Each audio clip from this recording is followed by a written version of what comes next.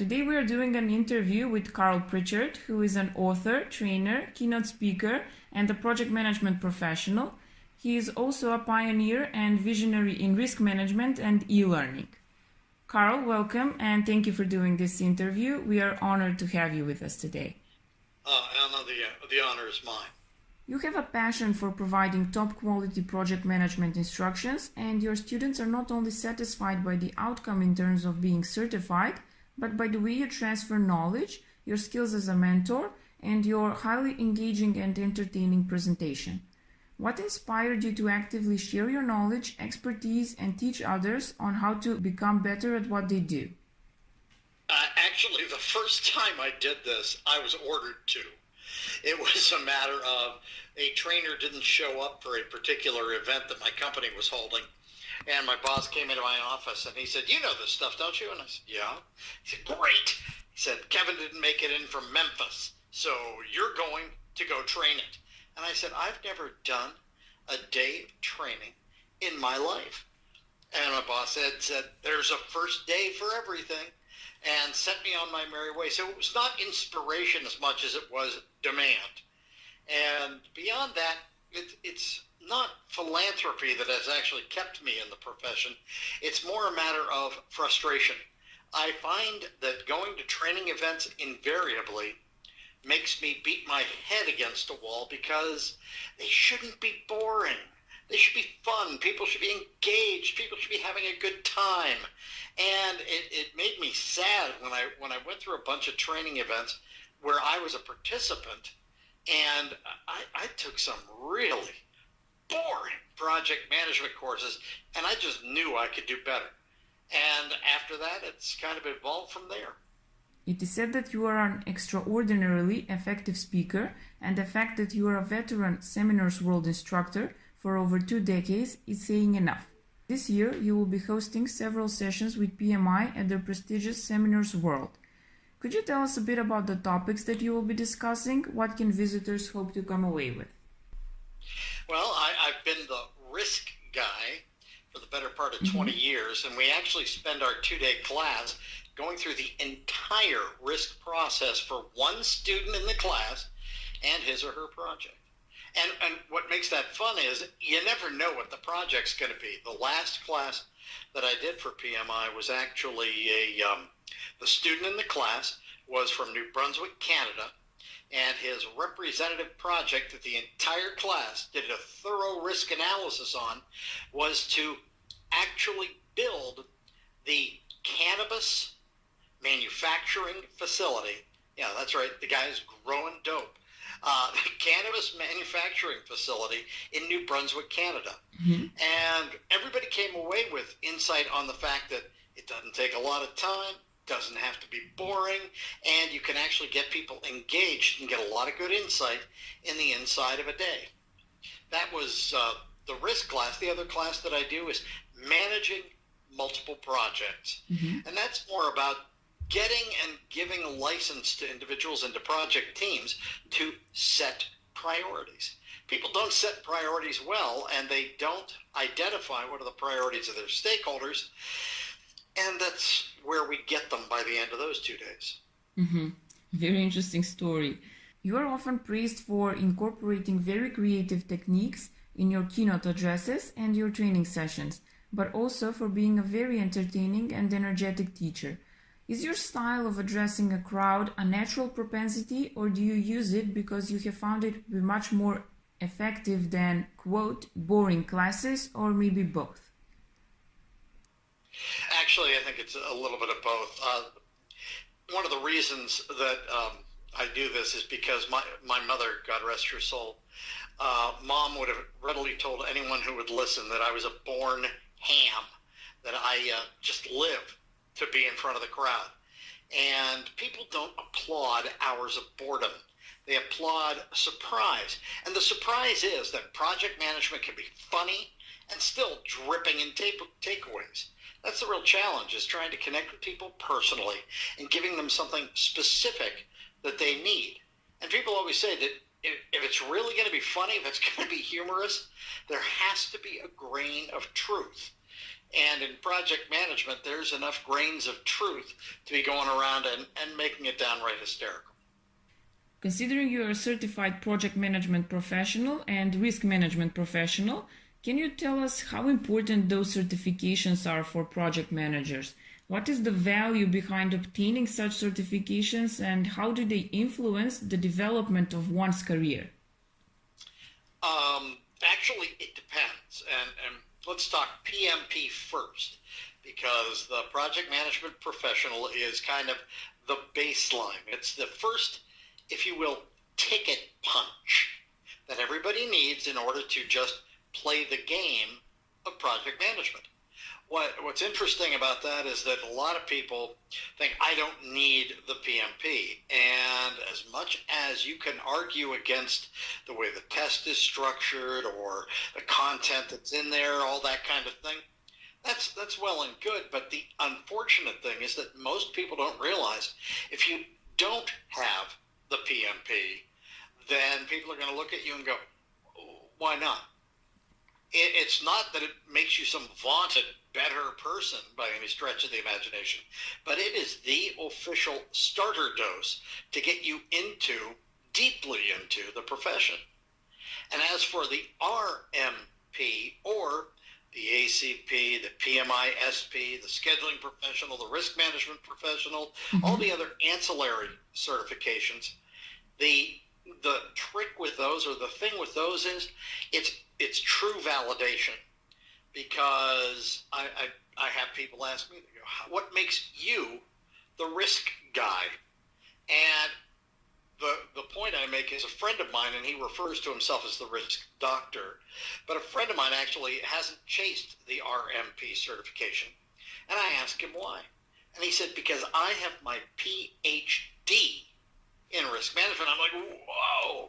So I don't. And so he is legitimately the risk doctor. But I had to be able to prove to my clients, even though I've written 2 college-level texts, even though I've done all this other stuff, I had to prove to them that I'm still legitimate as a professional. And the way in which I did that was to be able to share with them, I am a certified RMP. And that's a very important validation to them that I indeed know how to both talk the talk and walk the walk. Mm-hmm. You're considered a leading authority on risk and communications management, and were the lead author for the risk management chapter of the 4th edition of the PMBOK guide. How can project managers identify risks with certainty, define an effective risk strategy, and apply an appropriate risk response?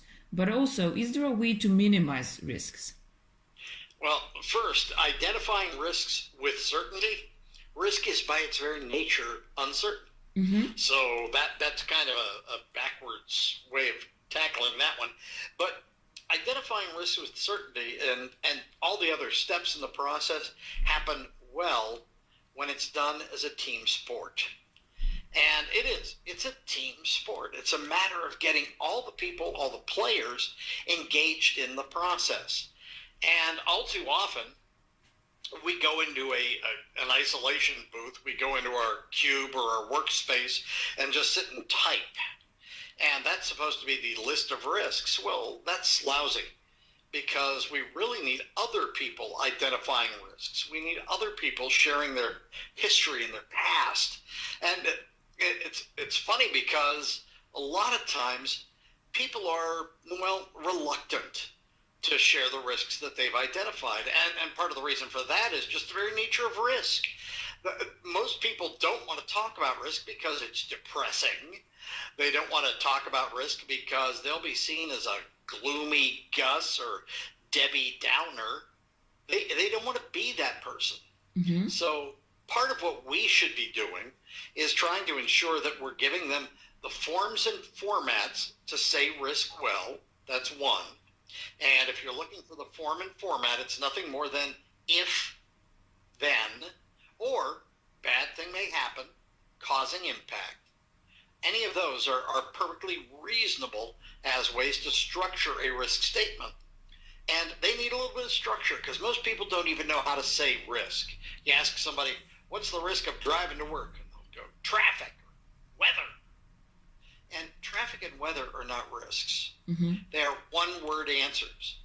What's the bad thing that may happen and the impact it may cause? That's what we need to worry about. So for traffic, for example, I may get caught in traffic causing me to be delayed getting to work. Now I know what we're really sweating about. And as far as the rest of the process goes, it's the same thing.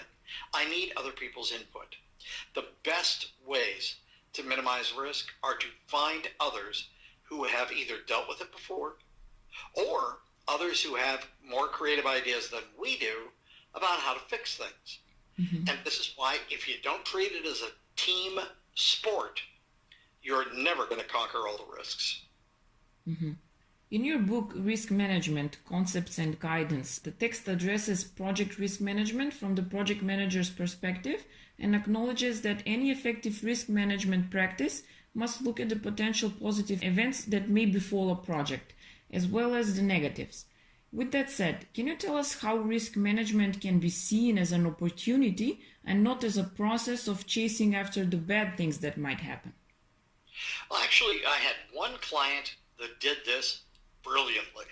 They really did. They taught me a lot. And the way in which they managed their risks was they did what we all do. They came up with good risk statements. They analyzed them, high, medium, low. They broke out the high probability, high impact risks, as well as the moderate probability, high impact risks. They pulled those out, and they had to put them together for the classic top list presentation to management. And a lot of people do the top 10 list or whatever, but they did the top list presentation to management. And the top list presentation to management consisted of them going through each and every one of those risks. Now, if you've ever been in one of those meetings in a conventional organization, they're really, really depressing because somebody's up front going, okay, here's our top 10 list, and this is a bad thing, this is a really bad thing, this is a nasty thing, this is evil, and then you die. And it always ends with the "and then you die" part. And that's what makes it really sad. But this company built in the opportunity piece. They were required, when they were presenting to management, to not only identify the risk events, but also for every single risk event that they presented to management, they had to identify the good news.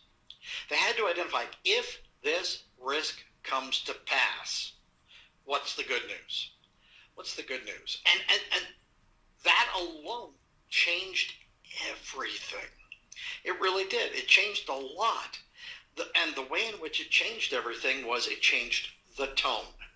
Because if you say, well, the client may not get back to us in a timely fashion, causing us to be delayed, but we have identified the opportunity associated with that is if we are delayed, we're going to have more time to come up with a better solution. Mm-hmm. And we're going to be able to build that into the later schedule. What it does is it tends to soften the blow of the negative risk events, the threats. And what it also does is it gives management a sense that we're not looking just at the darkness. We're looking at where can we leverage the bad things that may happen to turn them into things that we'll actually be able to use and use to our benefit. Managing a single project can be quite challenging, but there are times when project managers are called upon to manage several projects at once, which is when the real challenge comes to the fore. How can managers approach such a situation and successfully manage their own portfolio of projects? Priorities. That's the one-word answer. Leveraging not just priorities, I guess, because it's also leveraging one project into the next. It's a matter of looking at what has Anna done on this project that she can use on the next project, and the project after that, and the project after that. We can cross projects and actually say, oh, I can use this that way, or I can use that this way. If I recognize that I have opportunities across my projects, I have the ability then to actually go ahead and take advantage of work I've done without redoing it and reinventing wheels. I can also leverage my stakeholders across projects. If I find out, I've got to do some work for Anna, I also have the ability then down the road to turn that around and say, Anna, while we're working on this, can I also pick your brain on that? Trying to identify those kinds of opportunities across projects is the biggest way in which we should actually try to deal with the portfolio.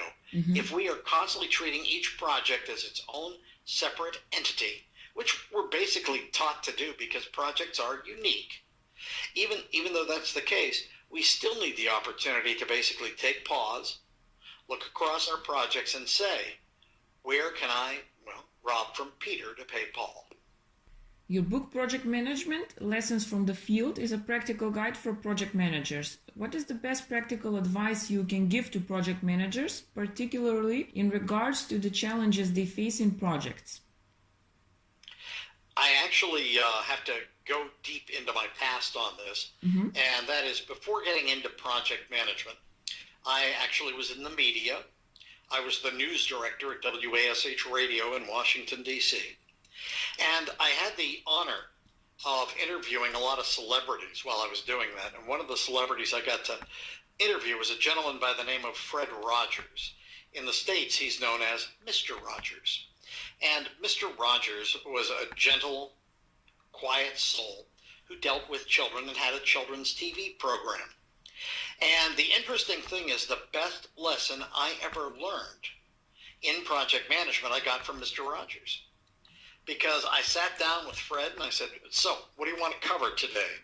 And he said, Carl, if you can answer one question for me, I think this will go perfectly. And it's a project management question. And it's something we should all remember because professionally speaking, it is the most profound question I ever got in my life, and I use it every single day. And this is the question. So if you have a pen or pencil, you should write this down. If you're sitting on your laptop, fine, pull up a notepad because you want to write this question down because it matters. The question is, he looked at me and he said, Carl, when we're done here, 45 minutes from now? Yeah. When we're done here, how do you want the world to look different? And I said, what? And he said, when we're done with the interview, how would you like the world to look different? It is a deep and profound question for all project managers, and it is the best advice that I can give anybody about not just project management, but management in general, life in general. Because if you're looking at it from the perspective of when we're done, how would you like the world to look different? Think about the next time your client comes up to you and says, hey, you've not done exactly what I wanted, and they're complaining about everything. And you get to look at them and say, I'm sorry, just a second. When we're done here, how would you like the world to look different? It's a service question. It's an honorable question. It paints us as true professionals. And it recognizes the fact that if we ask this question, we are not asking about process. We're not asking about how do you want it done and what color do you want, that kind of thing. None of that. It's when we're done here, how do you want the world to look different? If you're ever looking for a way to build a better client relationship, if you're looking for ways to do your projects more effectively, rather than getting wrapped up in the arguments over process and approach and everything else, you can walk away from the PMBOK, you can walk away from Prince 2, but you can never walk away from that question. When we're done, how do you want the world to look different? Get the answer to that question, you can't lose. What would your advice be to project managers that manage to identify risks within a project? What should their response be, and what is the best way to handle a, quote, risky project? Best way is likely just to keep your eye on the prize. Keep looking at what's that end goal. How does the world look different when we're done? If we know that the end game, what the end game is, how we're going to arrive where we want to arrive, if we have clarity on that, we win. And the client wins, and the people around us win, our customers win. Plus, it's the whole. A lot of people are jumping onto the agile bandwagon right now, and if you're going into the agile world, look at what they're doing. They focus on the end game, not on how they're going to get there. They'll take a few steps, one sprint, go that way. No, that went okay, but it's not quite where we want to go, and they shift direction. If you're looking for the best way to manage and identify risks within a project, basically I would suggest to you that if you keep your focus on the end game, you will have a lot easier time dealing with the risks that you bump into along the way. Well, that was the last question. Carl, thank you for the interview. It was a real pleasure. Anna, thank you.